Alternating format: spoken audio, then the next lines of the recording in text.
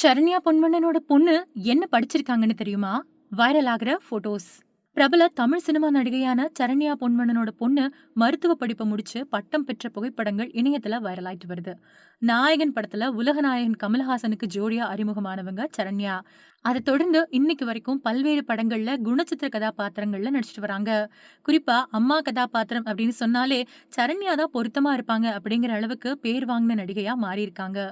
இவங்களோட கணவர் பொன்வண்ணன். இவரும் மிகச்சிறந்த குணச்சித்திர நடிகர் ஆவாரு. சினிமால மட்டும் இல்லாம சீரியல்லயும் இவரு நடிச்சிட்டு இருக்காரு. இந்த தம்பதியினருக்கு பிரியதர்ஷினி அப்புறம் சாந்தி அப்படின்னு 2 அழகான பொண்ணுங்க இருக்காங்க.